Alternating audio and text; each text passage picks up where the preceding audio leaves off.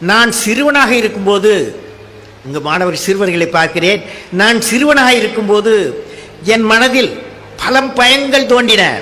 நான் ராமேஸ்வரத்தில் ஆரம்ப பள்ளியில் இருக்கும் பொழுது மேல்நிலைப் பள்ளிக்கு போக முடியுமா என்ற கேள்விக்கோரி சூழ்ந்திருந்தது. நான் ராமநாதபுரம் மேல் பள்ளிக்கு சென்ற போது அங்கு நான் கண்டதென்ன? அங்கு மாணவர்கள் அருமையான உடைகள் அணிந்து திறமையான ஆங்கிலத்தில் பேசினார்கள். அவர்கள் குழுவில் என்னை சேர்ப்பார்களா என்ற கேள்வி என் மனதில் தோன்றியது. நான் 9ஆம் வகுப்பில் சேர்ந்தவுடன் நல்ல மதிப்பெண் கிடைக்குமா, பொறியியல் கல்வியில் சேர முடியுமா என்ற எண்ணங்கள் என்னை வாட்டி அடித்தன. நான் 10ஆம் வகுப்பில் சென்றவுடன் இந்த எண்ணங்கள் என்னை விட்டு மறைந்து விட்டன. காரணம், எனக்கு கிடைத்த அருமையான பொக்கிஷம் என் ஆசிரியர். அந்த ஆசிரியர் சிவசுப்பிரமணிய ஐயர். அந்த ஆசிரியர் நல்ல லட்சியத்தை கொடுத்தார், நல்ல லட்சியத்தை கற்பித்தார். எனது புதிய லட்சியம் ஆரம்பித்தது. அந்த பயணத்தில் எனக்கு புத்தகங்கள் தான் சிறந்த வழிகாட்டியாக திகழ்ந்தது. எனது வாழ்க்கையின் பயணத்தில் எனக்கு உற்ற நண்பர்களாக இருந்தது நல்ல ஆசிரியர்கள் மற்றும் நல்ல புத்தகங்கள். என்னுடைய வாழ்க்கையில் நண்பர்களே, எல்லாரும் கேளுங்கள், என்னுடைய வாழ்க்கையில் மெட்ராஸ் இன்ஸ்டியூட் ஆஃப் டெக்னாலஜி 1957 2ஆம் ஆண்டு படித்துக் கொண்டிருந்த போது 1955-56ஆம் ஆண்டு 2ஆம் ஆண்டு படித்துக் கொண்டிருந்த போது டிசம்பர் மாதத்தில் எனது வகுப்பு மாணவர்கள் மற்றும் MIT மாணவர்கள் அனைவரும் லீவுக்கு சென்று விட்டார்கள். எனக்கு தேர்வுக்கு ஒரு பாடம் படித்து முடிக்க வேண்டிய சூழ்நிலை இருந்ததால் நான் மட்டும் விடுதியில் ஹாஸ்டலில் தங்கி படித்துக் கொண்டிருந்தேன்.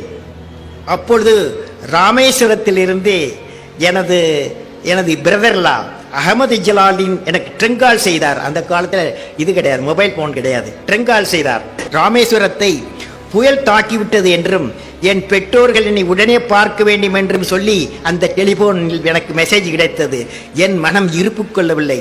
உடனே ஊருக்கு செல்ல என் மனம் துடித்தது. டிசம்பர் மாத கடைசியானதால் கையில் பணம் இல்லை. எப்படியாவது செல்ல வேண்டும் என்று என் மனம் கூறியது. அப்பொழுது என்னிடமிருந்த ஒரே சொத்து நான் விரும்பி படிக்க என் புத்தகம்தான். அந்த புத்தகம் மெட்ராஸ் பல்கலைக்கழகத்தின் துணைவேந்தர், எங்கள் MIT governing council chairman professor Lakshmanaswami Mudaliar அவர்களால் ஏரோடைனமிக் சப்ஜெக்டில் சிறந்த மாணவனாக என்னை தேர்ந்தெடுத்து அவர்களால் எனக்கு வழங்கப்பட்ட பரிசு புத்தகம் த தியரி ஆஃப் எலாஸ்டிசிட்டி என்ற பெயர். அப்பொழுது அந்த புத்தகத்தின் விலை ₹400 ஆகும். நான் விரும்பி பிடிக்கும் ஒரு புத்தகம், விலையுறந்த புத்தகம். அதுவும் எனக்கு பரிசாக புரொஃபசர் லட்சுமணசாமி முதலியார் அவர்களிடமிருந்து கிடைத்த புத்தகம். வேறு வழி இல்லை. அந்த புத்தகத்தை விற்று அதில் கிடைக்கும் பணத்தை வைத்துத்தான் ஊருக்கு செல்ல வேண்டிய நிலை எனக்கு. என் மனம் வருத்தப்பட்டது. அந்த புத்தகத்தை எடுத்துக்கொண்டு மெட்ராஸ் மூர் மார்க்கெட் சென்றேன். அந்த பழைய புத்தக கடையில் இருந்த ஒரு குடுமி வைத்த பிராமணர், குடுமி வைத்தவெல்லாம் எனக்கு பிடிக்கும், ஏன்னா என் ஃப்ரெண்டு குடுமி வச்சுவேன். அந்த குடுமி வைத்த பிராமணர் கடைக்காரரிடம் இந்த புத்தகத்தை வைத்துக்கொண்டு பணம் கொடுங்கள் என்று கேட்டேன். அவர் என்னை பார்த்தார், புத்தகத்தை வாங்கி பார்த்தார். அவர் இந்த புத்தகம் பரிசாக கிடைக்கப்பட்ட புத்தகம் என்று அறிந்தார். நீ படிக்கும் புத்தகத்தை வைத்து பணம் வாங்குகிறாய், உனக்கு ஏதோ அவசரம். என்ன அவசரம் என்று கேட்டார். நான் என் அவசரத்தை சொன்னேன். அவர் எவ்வளவு பணம் தேவைப்படும் என்று கேட்டார். நான் ₹60 என்று சொன்னேன். இந்த புத்தகம் இங்கே இருக்கும், நான் எவருக்கும் விற்க மாட்டேன், நீ போய்விட்டு வந்து பணத்தை திருப்பி கொடுத்து அந்த புத்தகத்தை பெற்றுக்கொள் என்று சொன்னார். அருமையான மனது. அந்த வார்த்தை எனக்கு ஆதரவாக இருந்தது. நானும் மகிழ்ச்சியுடன் மனதை பெற்றுக்கொண்டு ராமேஸ்வரம் சென்றேன். இருந்தாலும் என் மனம் அந்த புத்தகத்தின் மேல் அலைபாய்ந்தது. எப்படியாவது அந்த புத்தகத்தை பணம் கொடுத்து திரும்ப பெற்று விடுவேன் என்ற எண்ணம் என் மனதில் அலைபாய்ந்தது. அந்த புத்தகம் எளிதாக கிடைக்காத என்ன செய்வது என்று என் மனம் ஒரு சஞ்சலம் அடைந்தது.